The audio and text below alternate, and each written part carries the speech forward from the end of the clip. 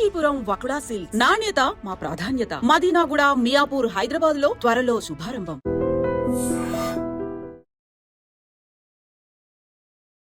Welcome to hi dream. నేను మీ భవ్య. మీకు 60 ఏళ్ళు వచ్చేసరికి నెలకి 50,000 జీతంలాగా వచ్చినట్టు మీ చేతికి రావాలి. 80 ఏళ్ల వరకు కూడా ఇదే రావాలి అంటే మీరు 30 ఏళ్ళు, 35 ఏళ్ళు, 45 ఏళ్ళ వయసుకి ఏం చేయాలి, ఎంత కార్పస్ క్రియేట్ చేయాలి, ఈ డీటెయిల్స్ చెప్పడానికి మనకి మ్యూచువల్ ఫండ్ డిస్ట్రిబ్యూటర్ చంద్రశేఖర్ గారు మన ముందున్నారు. సార్ని డీటెయిల్స్ అడిగి తెలుసుకుందాం. సార్ నమస్తే సార్, ఎలా ఉన్నారు సార్? సార్ నిజంగా ప్రతి ఒక్కరికి ఈ ఏజ్లో అంత కష్టపడుతున్నారంటే ఒక పర్టికులర్ ఏజ్ వచ్చేసరికి మనకంటూ ఒక కొంత ఇల్లు లేతే ఇంకేదో కొంత రిటర్న్స్ వస్తే బాగుంటుంది అమ్మయ్య అనే ఫీలింగ్ ఉంటుంది. 60 ఏళ్ళు వచ్చేసరికి మనకి నెలకి 50,000 చేతిలో ఉండాలి అని అంటే నిజంగా ఏం చేయాలంటారు సార్? బాబాయ్ గారు మంచి క్వశ్చన్ అండి. బాబాయ్ గారు ఇప్పుడు ప్రతి ఒక్కరు ఫోకస్ ఏముంటుందంటే వాళ్ళ రిటైర్మెంట్ అండి. అవునవును కదా, రిటైర్మెంట్ కల్లా నాకు ఇది కావాలి. Most of the people or private employees. వాళ్ళకి పెన్షన్ ఉండదు. అవును. సో వాళ్ళ ఫస్ట్ ప్రియారిటీ ఏంటి? రిటైర్మెంట్ తర్వాత లైఫ్ సర్వైవల్. పిల్లలు ఉంటే పిల్లలు ఫస్ట్ ప్రియారిటీ ఉంటుంది, ఎడ్యుకేషన్. సో ఈ రెండు విషయాల్లో చూసుకుంటే మేడం, ఎడ్యుకేషన్ అనేది ఒక ప్రియారిటీ, వదిలేండి అది, దాని గురించి మనం డిస్కస్ చేయట్లేదు. కానీ అయితే రిటైర్మెంట్ అనేది మనం ఇవాళ మాట్లాడాలి. ఫస్ట్ ప్రియారిటీ ప్రతి ఒక్కరికి, ఒక ప్రైవేట్ ఎంప్లాయీకి ఒక రిటైర్మెంట్ అనేది కావాలి. సో ఇవాళ మనం మాట్లాడుకునేది ఏంటంటే ఒక 50,000 ప్రతి మంత్ ఇన్కమ్ కావాలి వాళ్ళకి. సో ఎవరికి అంటే 35 ఇయర్స్ 40 ఇయర్స్ తీసుకున్నాం, వాళ్ళకి ఒక 60 ఇయర్స్ వచ్చినప్పుడు రిటైర్ అయ్యేటప్పుడు ఒక 50,000 వాళ్ళకి చేతికి కావాలి. సో అలా కావాలి అనుకునేటప్పుడు వాళ్ళు ఈ రోజు నుంచి ఎంత ఇన్వెస్ట్ చేయాలి, ఎంత కార్పస్ క్రియేట్ చేసుకోవాలనేది మాట్లాడదాం. ఇదంతా క్యాల్కులేషన్స్ మేడం, నేను చెప్తాను. సో జనరల్గా ఇప్పుడు 30 ఇయర్స్ తీసుకున్నాం అనుకోండి, రిటైర్మెంట్ ఏజ్ ఏమో 60 ఇయర్స్, రైట్? ఇక్కడ లైఫ్ ఎక్స్పెక్టెన్సీ మనం తీసుకుంటుంది 80 ఇయర్స్. 80. సో 60 ఇయర్స్ నుంచి 80 ఇయర్స్ వరకు బతుకుతున్నారు అనుకుందాం.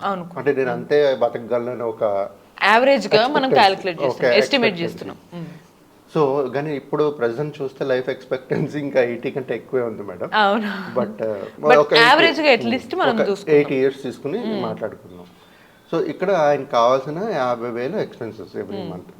మేడం ఇక్కడ క్యాల్కులేట్ చేసేటప్పుడు చాలా ఇంపార్టెంట్ కన్సిడరేషన్ చేయాల్సింది ఏంటంటే ఇన్ఫ్లేషన్.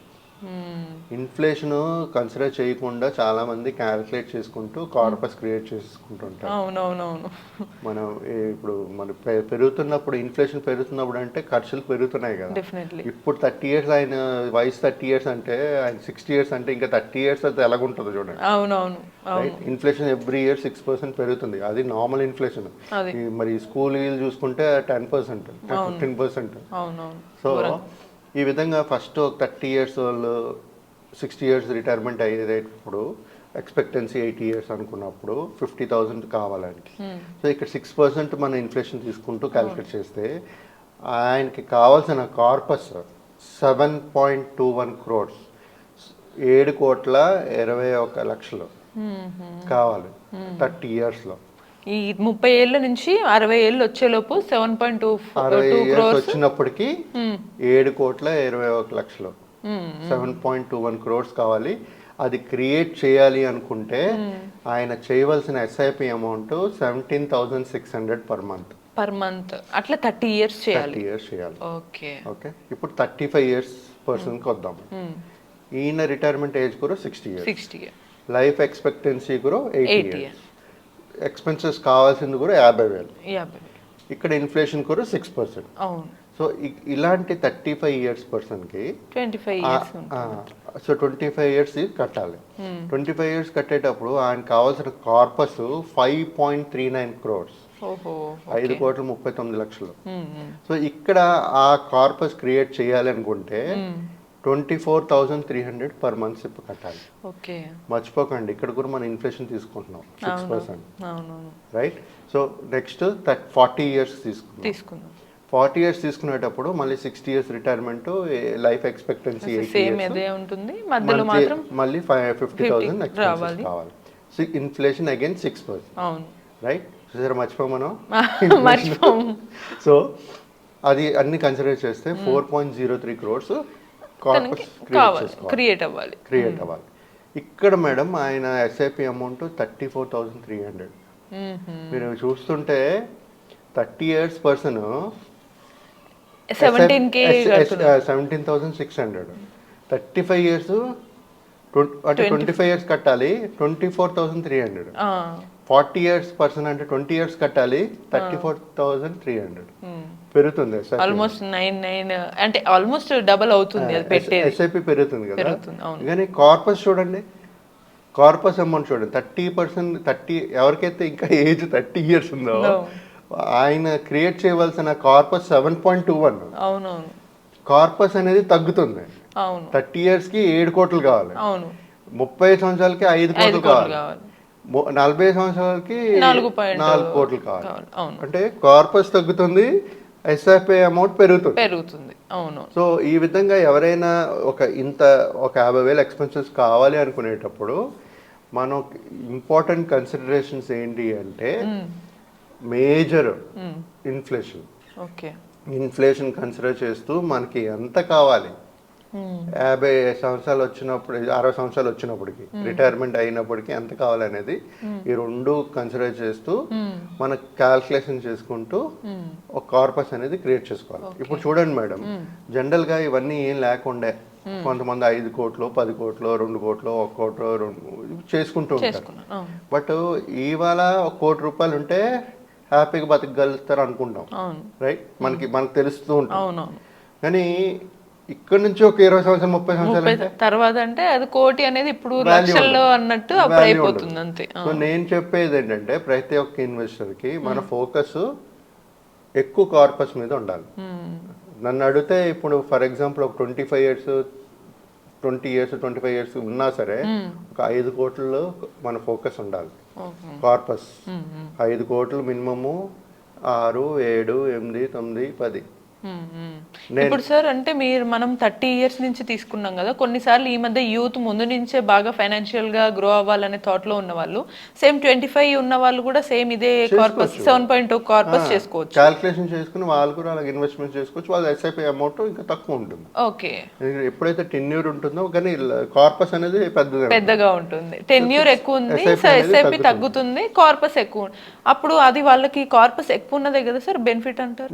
ఎక్కువ ఉంటేనే కదా మేడం బెనిఫిట్. మనకి ఎప్పుడైతే కార్పస్ ఉంటుందో మీరు ఇప్పుడు 7 కోట్లు 5 కోట్లు 4 కోట్లు మాట్లాడుకున్నాం కదా, మనం ఇన్వెస్టెడ్ ఉంటాం. మనం ఏం చేస్తాము అప్పుడు మొత్తం డబ్బులు తీసాం కదా, మనం ఇన్వెస్టెడే ఉంటాం మార్కెట్ లో. కాకపోతే హెచ్డబ్ల్యూ రూపంగా సిస్టమాటిక్ విత్డ్రావల్ ప్లాన్ మనకి 50,000 కావాలంటే 50,000 తీసుకుంటాం.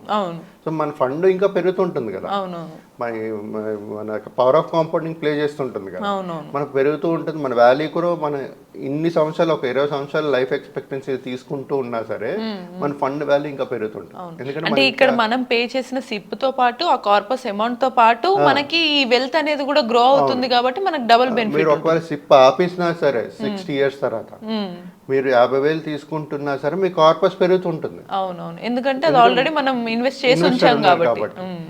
పవర్ ఆఫ్ కాంపౌండింగ్ చాలా ఇంపార్టెంట్, అక్కడ ప్లే చేస్తుంటది, మనకి ఇంకా వెల్త్ క్రియేట్ అవుతుంటుంది. డబ్బులు తీస్తున్నా సరే అంటే జనరల్ గా మన క్యాలిక్యులేషన్ ఎలా ఉండాలంటే ఒక 12% రిటర్న్స్ గానీ వచ్చింది అనుకోండి, ఒక 6% 7% ఎస్డబ్ల్యూపీ పెట్టుకోవాలి. ఆ విధంగా మన వెల్త్ గ్రో అవుతుంది. అదే మీరు 12% వచ్చింది అనుకోండి రిటర్న్, మీరు 12% తీసుకుంటాను 50% తీసుకుంటుంటే మీ ఫండ్ వాల్యూ తగ్గుతుంది. సో ఆ విధంగా ప్లాన్ చేసుకుంటూ ముందుకు వెళ్ళాలి మేడం.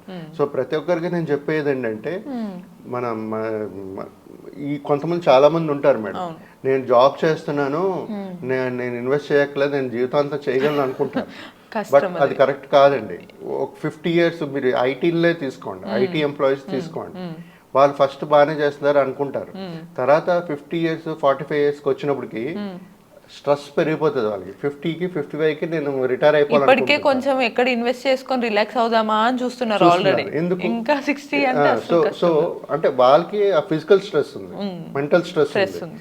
కాకపోతే కొంతమందికి ఫిజికల్ స్ట్రెస్ ఉంటుంది, అంటే బాగా తిరిగి చేసేవాళ్ళు జాబ్, వాళ్ళకి ఒక హెల్త్ పర్మిట్ చేయదు. ఒక ఏజ్ వచ్చినప్పటికి ఇవన్నీ ఆగిపోతాయి. ఆగిపోయినప్పుడు మన వర్క్ మన వచ్చిన అమౌంట్ ని షుడ్ వర్క్ ఫర్ అస్. అవును. ఎప్పుడైతే మనం పడుకుంటున్నామో మన డబ్బులు మనకు పని చేయాలి, అవును. అప్పుడే ఎదుగుతుంటది డబ్బులు. అవునవును. సో ఎప్పుడైతే అంటే దాని ఉద్దేశం ఏంటి అంటే 60 years 55 years నేను రిటైర్ అయిపోతే నా డబ్బులు ఇంకా పని చేస్తుండాలి, నాకు ఇన్కమ్ తెచ్చి పెడుతూ ఉండాలి. అవును. సో ఆ విధంగా ఇన్వెస్ట్మెంట్స్ అనేది చేయాలి. ఇలాగ మనం ఈ చూసుకుంటే ఈ 50,000 ఎక్స్పెన్సెస్ 35 years 40 years క్యాల్కులేషన్ చేసేటప్పుడు మాత్రం ఇన్ఫ్లేషన్ అనేది కన్సిడర్ చేసి ప్లాన్ చేయండి ప్రతి ఒక్కరు.